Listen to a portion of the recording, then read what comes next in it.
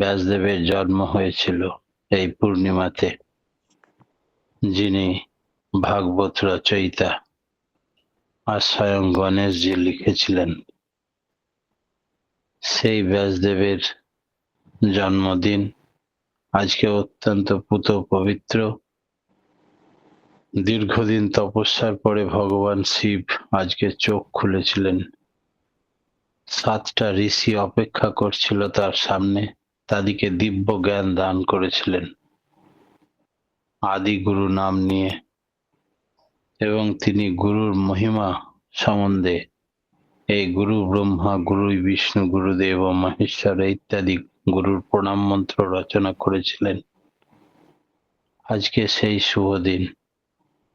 এই দিনে সদ্গুরুর বন্দনা করলে, সদ্গুরু যুগগুরু পুরুষোত্তমী একমাত্র গুরু, শ্রেষ্ঠ গুরু, সেই গুরুর দীক্ষা নিয়ে তাতে সন্তুষ্ট করার জন্য সুকেন্দ্রিক হয়ে জীবন চালনায় মানব জীবনের একমাত্র সার্থকতা। কথা প্রসঙ্গে একদিন ঠাকুর বলছিলেন, সদ্গুরুর প্রতি ডেপথ অফ ইন্টারেস্ট, অনুরাগের সঙ্গে গভীরতা যতখানি, ভালো মন্দ সবখানি পুনঃনিয়ন্ত্রণ হবে ততখানি।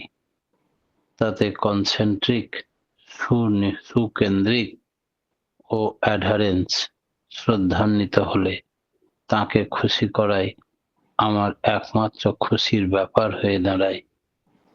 গুরুকে ভালোবাসি তার দৈব শক্তির দ্বারা আমার প্রত্যাশা সিদ্ধ হবে বলে। তাতে কিন্তু কনসেন্ট্রিক, সুকেন্দ্রিক হওয়া চাই, তাতে চরিত্রও বদলায়। সেখানে প্রত্যাশার, কামনা বাসনার কোনো প্রত্যাশার গন্ধ থাকে না। দুনিয়াতে থেকেও কচু পাতার মতো জল গায়ে লাগবে না, অর্থাৎ সংসারে থাকলেও সংসারী হব না।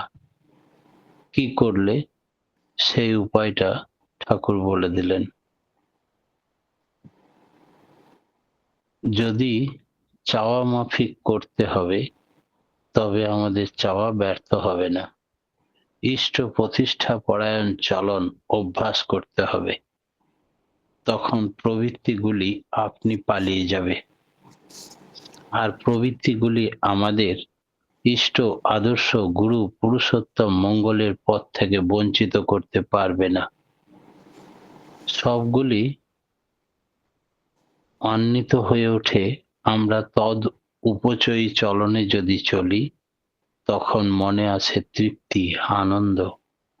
দুনিয়াতে থেকেও এত জটিলতা, ঝড় ঝঞ্ঝা, অশান্তির মধ্যে বাস করলেও কচু পাতার মতো গায়ে একটুও জল লাগবে না। রামকৃষ্ণ ঠাকুর যেটাকে বললেন পাঁকাল মাছের মতো হতে, অর্থাৎ পাঁকের মধ্যে থাকবে, তবুও পাঁকাল মাছ অর্থাৎ মাগুর মাছ, এদের গায়ে কখনো কোনো কাদা লাগে না। এইভাবে ঠাকুর আমাদের চলতে বললেন।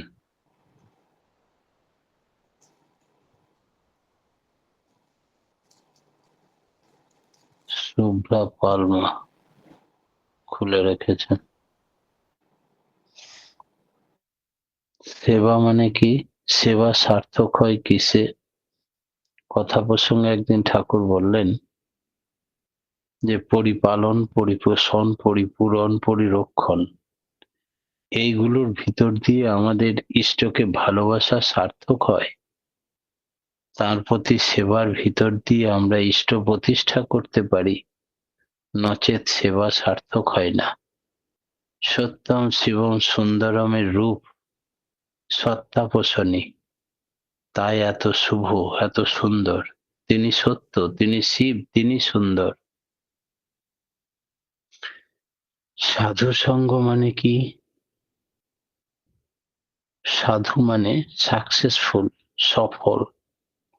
তাঁর সঙ্গ মানে তাতে অনুপ্রাণিত হওয়া। তাহলে যা হওয়ার আপনি আপনি হবে। আমাকে তার জন্য চিন্তা, দুশ্চিন্তা, কষ্ট, প্রয়াস কিছুই করতে হবে না। আমি শুধু যিনি সবকিছুরই কারণের কারণ, অকারণের কারণ যিনি, তাঁকে ধরে থাকি। আমার কাজ ভূতে করে দেয়। আপনি জয় হবে গুরু দাদা। পরম প্রেমময়, পরম দয়াল শ্রী শ্রী ঠাকুরের রাঙা রাতুল চরণে প্রতিপ্রত্যেকের সার্বিক মঙ্গল প্রার্থনা জানিয়ে আজকের মতো আমার ক্ষুদ্র বক্তব্য এখানে শেষ করলাম। জয় গুরু।